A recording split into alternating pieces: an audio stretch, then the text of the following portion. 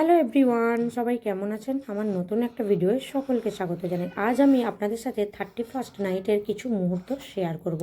কয়েকদিন হলোই long video দেওয়াই হয়নি, তাই ভাবলাম না আজকের এই নাইটটা নিয়ে একটা লং ভিডিও দেওয়া যেতেই পারে। তো চলুন, সন্ধ্যাবেলায় কিন্তু সেজেগুজে আমরা বেরিয়ে পড়েছিলাম 31st নাইট সেলিব্রেশনের জন্য।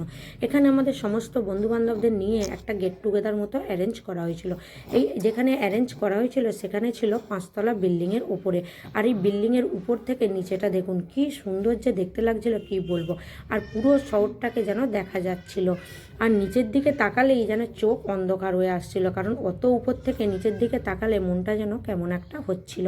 তো চলুন, এবার তো আমরা এখানে পিকনিক স্পটে পৌঁছে গিয়েছি। এবার দেখা যাক কী সব আয়োজন ছিল। আয়োজন তো অনেক কিছুই ছিল, তার সাথে কিন্তু ফায়ার ক্যাম্পও ছিল। আর শীতের রাতে পিকনিক মানে ফায়ার ক্যাম্প হবে না, সেটা কি কখনো হতে পারে? আর এই দেখুন, এখানে কিন্তু অলরেডি ভাত হয়ে গিয়েছে, আর সবাই কিন্তু কোটাকুটিতে ব্যস্ত। আর এদিকে কিন্তু ছেলেরা সবাই ডান্সও করছিল, মানে কোনো আয়োজনের কিন্তু কোনো ত্রুটি ছিল না। সমস্ত কিছু আয়োজন নিয়েই কিন্তু এরা সারা রাতটা ব্যস্ত ছিল। আসলে কি বলুন তো, এই 31st নাইটটার জন্য আমরা কিন্তু সবাই খুব ওয়েট করে থাকি।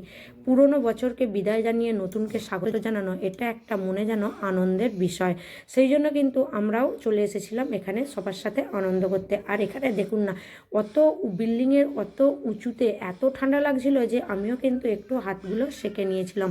বেশ ভালো লাগছিল, যেহেতু ঠান্ডা লাগছিল আর পাশেই গরমের তাপটা আসছিল, কী যে ভালো লাগছিল কি বলবো। আর এনাকে দেখুন না, ইনি একজন পুলিশ অফিসার বলে কেউ বলবে, কেউ বলবে না, সবাই কিন্তু এক সূত্রে বেঁধে আনন্দে ব্যস্ত ছিল। আর ইনিই কিন্তু রান্নাটা করেছিলেন, আর বেশিরভাগ আয়োজনটা কিন্তু ইনি।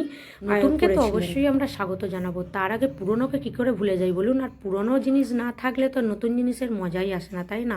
সেই জন্যই কিন্তু আমরা পুরানো বছরটাকে সবাই হাসি আনন্দ এবং হাসি মুখে কিন্তু বিদায় জানিয়েছিলাম।